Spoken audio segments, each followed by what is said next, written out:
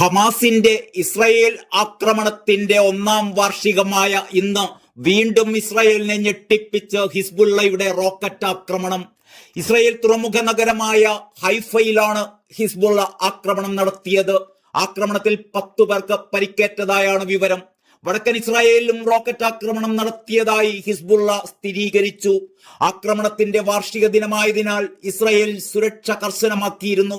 2023 October 7 ആരംഭിച്ച Israel Hamas ആക്രമണം പിന്നീട് ലോകത്തെ മുഴുവൻ ഞെട്ടിച്ച ഇന്നും തീരാത്ത സംഘർഷങ്ങളിലേക്കും ലെബനൻ ഇറാൻ ആക്രമണങ്ങളിലേക്കുമൊക്കെയായിരുന്നു നയിച്ചത്.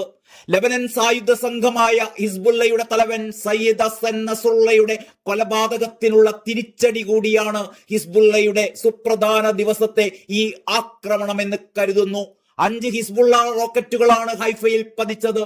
അപകടത്തിൽ 10 പേർക്ക് പരിക്കേറ്റുവെന്നാണ് ആദ്യ റിപ്പോർട്ടുകളിൽ പറയുന്നത്. ഇസ്രായേലിന്റെ വ്യാവസായിക നഗരമായ ഹൈഫയിൽ ഇതാദ്യമായാണ് ആക്രമണം നടക്കുന്നത്. ടിബരിയാസിലും ഹിസ്ബുള്ള ആക്രമണം നടത്തിയതായി റിപ്പോർട്ടുകൾ പുറത്തുവരുന്നു.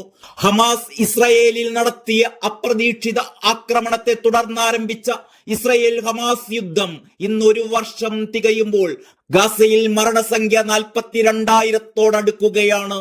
സമീപകാല സംഭവ വികാസങ്ങൾ വിലയിരുത്തുമ്പോൾ ഇറാനും ഇസ്രായേലുമായി പ്രത്യക്ഷ യുദ്ധത്തിലേക്ക് നീങ്ങുമെന്ന ഭീതിതമായ അവസ്ഥയും നിലനിൽക്കുന്നു. കഴിഞ്ഞ വർഷം ഇതേ ദിവസം സമയം രാവിലെ 7 മണിയോടടുക്കുകയായിരുന്നു. ഇസ്രായേലിന്റെ സുരക്ഷാ വേലികൾ തകർത്തെറിഞ്ഞായിരുന്നു ഹമാസിന്റെ അപ്രതീക്ഷിതമായ ആക്രമണം. തെക്കൻ ഇസ്രായേലിൽ ഹമാസ് നടത്തിയ റോക്കറ്റ് ആക്രമണങ്ങളിലും സ്ഫോടനങ്ങളിലും 1200-ലേറെ പേരാണ് കൊല്ലപ്പെട്ടത്. സ്ത്രീകളും കുട്ടികളും ഉൾപ്പെടെ 251 പേരെ ഹമാസ് ബന്ദികളാക്കി. ഇസ്രായേലി ചാര സംഘടനയായ മൊസാദിനും ഇസ്രായേലി ഡിഫൻസ് ഫോഴ്സിനും മുൻകൂട്ടി കാണാൻ കഴിയാതിരുന്ന ആ ആക്രമണത്തിന് ഓപ്പറേഷൻ അൽ അക്സ ഫ്ലഡ് എന്നായിരുന്നു ഹമാസ് പേരിട്ടിരുന്നത്.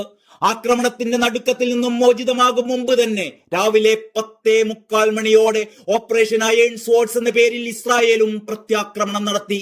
മണിക്കൂറുകൾക്കകം ഇസ്രായേൽ യുദ്ധം ആരംഭിച്ചു കഴിഞ്ഞു എന്ന് പ്രധാനമന്ത്രി ബെഞ്ചമിൻ നെതന്യാഹുവിന്റെ പ്രസ്താവനയെത്തി. 12:30 മണിയോടെ അമേരിക്ക ഇസ്രായേലിന് എല്ലാ പിന്തുണയും പ്രഖ്യാപിച്ചു.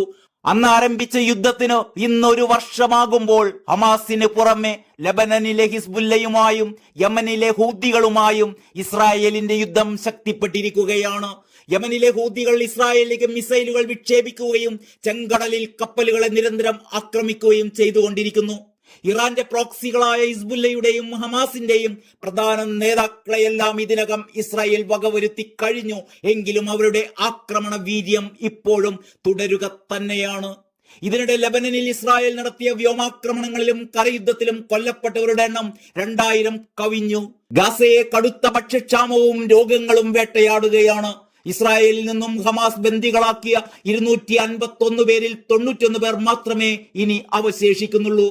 യുദ്ധത്തിനിടെ 2023 നവംബറിൽ ഇസ്രായേലും ഹമാസും തമ്മിൽ വെടിനിർത്തലുകളും ബന്ദി കൈമാറ്റവും ഒക്കെ നടന്നെങ്കിലും അതൊക്കെ താൽക്കാലികം മാത്രമായിരുന്നു.